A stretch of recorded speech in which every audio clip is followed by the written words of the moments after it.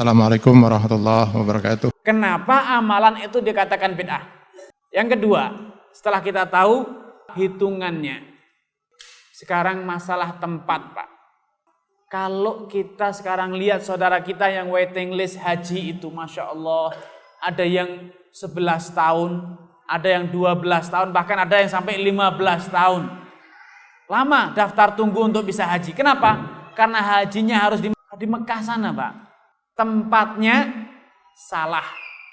Walau syarat rukunnya semua terpenuhi, tapi kalau salah tempat, maka tidak dibenarkan. Dan itu adalah bid'ah. Kalau sampai ada yang mengusulkan hajinya dirubah, ingat, Allah Subhanahu wa ta'ala menceritakan satu kisah.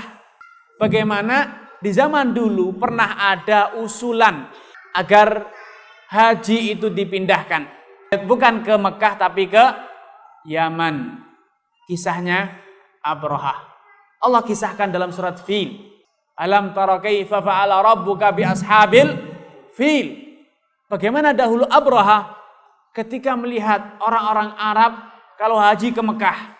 Sehingga Quraisy sebagai penduduk setempat secara ekonomi mendapatkan keuntungan besar. Secara ekonomi mendapatkan keuntungan besar dan dihormati oleh seluruh orang Arab. Abrahah mengatakan, apa keistimewaannya Mekah? Ka'bah itu apa sih? Batu. Bangunan dari batu. Mekah itu juga tanah gersang. Kenapa tidak ke Yaman saja? Negeri yang subur, pertaniannya bagus, kemudian negaranya kaya. Maka Abrahah membuat bangunan terbuat dari emas. Bukan hanya Ka'bah, Ka'bah itu emasnya hanya ada di talangnya itu, Pak, kecil ya. Abrahah buat bangunan besar semuanya terbuat dari emas.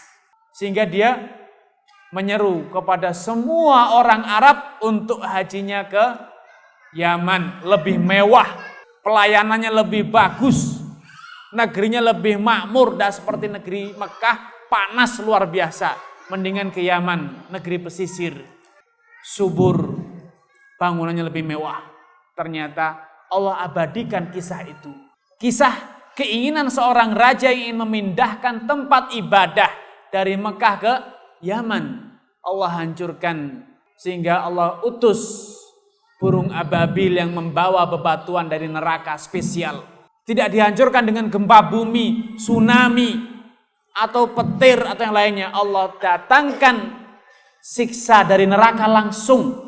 Allah kirimkan bebatuan dari neraka yang dibawa oleh burung ababil. Dan kisahnya ma'ruf, kita diajarkan kisah itu sejak kita masih kecil. Cerita burung ababil.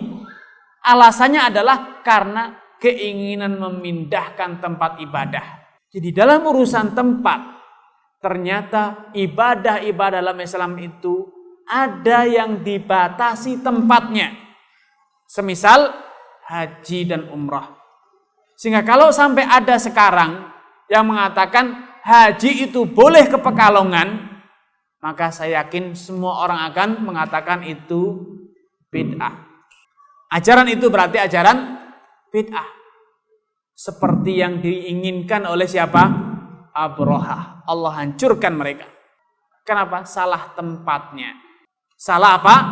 Salah tempatnya. Karena urusan ibadah kita harus tahu di manakah kita harus beribadah.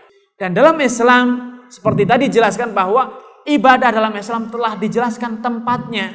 Ada ibadah-ibadah yang memang tempatnya tidak bisa diganggu gugat, hanya di sana, yaitu di Mekah, yaitu ibadah haji.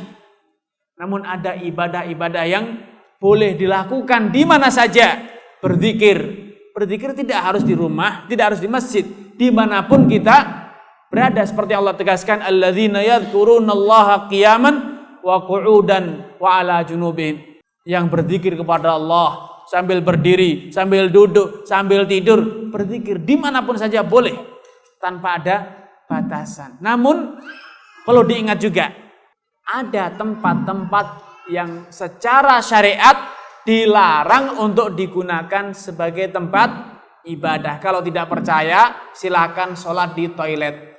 Kenapa Mas antri di toilet? Saya mau sholat. Di mana? Di dalam toilet. Silakan nanti dengar apa kata orang. Kata orang, Sudah mulai berubah itu. Apanya? Akal sehatnya. Sholat kok di toilet.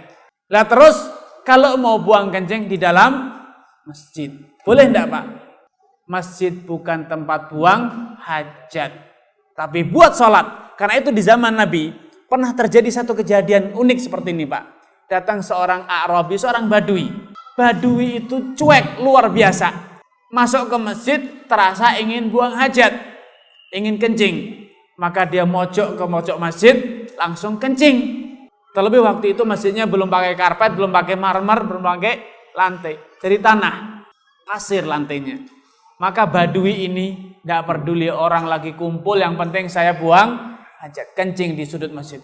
Maka para sahabat geram. Arab Badui tersebut hendak dipukuli. Kenapa? Kurang ngajar. Masjid dijadikan tempat kencing. Namun Nabi SAW mengatakan, daruh, biarkan dia. Karena sudah terlanjur. Karena kalau dihukumi, dihakimi, malah nanti dia lari ke sana, kemari kencingnya malah kemana-mana. Atau kalau dihakimi, karena saking takutnya berhenti kencingnya, dia orang itu jadi sakit. Kasihan. Sudah terlanjur ya sudah. Biarkan dia selesai. Kemudian setelah A'rab tadi, orang Badui tersebut selesai dari kencingnya, Nabi memanggil dia.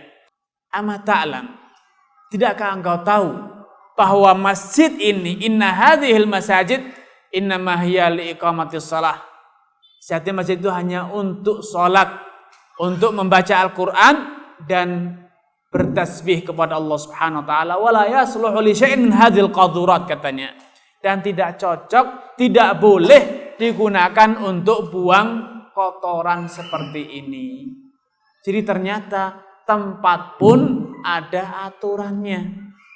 Kalau masjid ya tempat untuk sholat, kalau toilet ya tempat untuk buang hajat, tidak boleh dibalik. Di antara tempat yang dilarang untuk digunakan ibadah adalah kuburan. Nabi SAW menyatakan, la taj'alu buyutakum maqabira. Jangan kalian jadikan rumah kalian itu seperti kuburan. Ada rumah orang Islam yang seperti kuburan. Lalu apa ya Rasulullah caranya? Bagaimana kiatnya agar rumah kita tidak seperti kuburan? Nabi memberikan contoh. Fa inna syaitana yanfiru minal baitil ladzi tuqra'u fiha suratul Baqarah. Karena setan itu akan lari menjauh dari rumah yang dibacakan surat Al-Baqarah. Sehingga secara logikanya, mafhum mukhalafahnya dalam bahasa Arab, kalau rumah yang tidak dibacakan Al-Quran seperti kuburan, berarti kuburan itu bukan tempat membaca. Jadi secara logikanya, kalau Nabi mengatakan, jangan kalian jadikan rumah kalian seperti kuburan. Karena sejatinya setan itu lari menjauh dari rumah yang dibacakan surat Al-Baqarah. Sehingga logikanya, mafhum mukhalafahnya, analoginya, kita akan menyimpulkan berarti kuburan bukan tempat untuk membaca Al-Quran. Kenapa? Karena kuburan bukan tempat ibadah. Kuburan tempat untuk menguburkan orang yang sudah tidak bisa beribadah. Ibadah itu adalah amalannya orang yang masih hidup. Yang hidup baik di rumah, dimanapun dia beribadah. Tapi kuburan itu tempatnya orang yang sudah tidak bisa ibadah. Rumah itu tempatnya orang yang masih bisa ngaji. Tapi kuburan itu tempatnya orang yang sudah tidak bisa ngaji. Maka di kuburan. Karena itulah para ulama mengatakan, kalau mau ngaji ya di rumah, jangan di kuburan. Kalau sudah di kuburan ngaji, berarti bapak itu sudah pengen berhenti ngaji. Karena orang yang sudah berhenti ngaji itu akan segera diberikan rumah spesial di mana Pak? Kalau bapak masih pengen ngaji, ya di rumah, di masjid, di tempat lain. Tapi kalau sudah berhenti ngaji, maka akan segera kita carikan rumah spesial, rumah idaman setiap insan. Ini analoginya seperti itu. Karena itu dalam urusan ibadah, para ulama menjelaskan harus diingat tempatnya. Di sinikah tempatnya? Kalau memang ya silahkan. Kalau bukan tempatnya, jangan. Karena urusan tempat dalam Islam juga penting, Pak. Urusan tempat itu penting. Orang yang menjalankan ibadah salah tempat bisa jadi dianggap bid'ah. Seperti orang tadi yang haji ke Pekalongan. Hajinya ke Pekalongan, bukan ke Mekah. Ini jelas-jelas bid'ah. Kita sudah mengetahui dua. Hitungan tempat. Yang ketiga, Pak, suatu amalan dikatakan bid'ah adalah urusan waktu. Seperti sekarang, Pak, biar pengajian kita tidak terputus, gimana kalau maghribnya diajukan saja, Pak? Usul. Sekarang kita sholat maghrib, pengajiannya bisa langsung sampai malam, dijamak sekarang, majukan. Belum terbenam matahari. Bolehkah kita mendirikan sholat maghrib? Tentu tidak. Kenapa? Salah waktu. Kalau nekat sholat sekarang, maka tidak sah dan harus mengulang. Sehingga kalau ada usulan rapel, Pak, daripada sholat 5 waktu kan susah, malam tuh capek, subuh itu masih ngantuk, enak-enaknya tidur, dirapel saja, Pak, kita sholatnya jam 10 pagi, jam 7 pagi, 5 waktu sholat kita rapel, boleh enggak? Bid'ah bukan? Bid'ah ya. Jadi urusan waktu harus tepat waktu. Kalau sampai salah waktunya, maka kalau itu terus-menerus disengaja, maka dianggap sebagai amalan bid'ah. Seperti yang dilakukan oleh orang musyrikin Quraisy. Quraisy dahulu, Pak, permainan bulan. Kalau Amerika itu katanya mau ke bulan, kalau orang Quraisy dulu sudah bermain bulan, Pak. Kok bisa? Ya, bulan itu diajukan dan diundurkan sama Quraisy. Kalau mereka mau nyerang, mau perang, terlanjur sudah tiba bulan Rajab, maka Rajabnya dipindah. Rajabnya diundur saja 2 bulan lagi, kita mau perang dulu. Selesai perang baru, nah sekarang Rajabnya baru datang.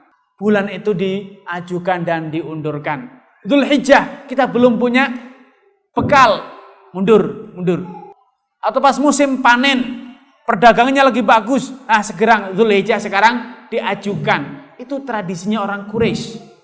Yang kemudian Allah ceritakan innaman nasi'u ziyadatun fil kufri. Sejatinya nasi'ah, tradisi Quraisy mengajukan mengundurkan bulan. Kalau pengen segera haji diajukan, kalau pengen ditunda maka ditunda bulannya. Ini kata Allah Subhanahu wa taala ziyadatun fil kufri. Itu adalah praktek kekufuran yang keterlaluan. Menambah kekufuran mereka selain mereka nyembah berhala, bentuk kekufurannya lagi ingin menyaingi Allah, ingin mengajukan mengundurkan bulan, subhanallah. Nah, urusan waktu dalam Islam itu penting. Tidak bisa ibadah itu diajukan, diundurkan waktunya. Kita harus tepat. Kalau sampai salah waktunya, maka bisa jadi ibadah kita tidak sah, haji kita tidak sah, puasa kita tidak sah, sholat kita tidak sah. Semoga Allah senantiasa menuntun kita di jalan yang diridhoinya. Aku qouli hadza, astaghfirullah li wa lakum. Wassalamualaikum warahmatullahi wabarakatuh. Terima kasih.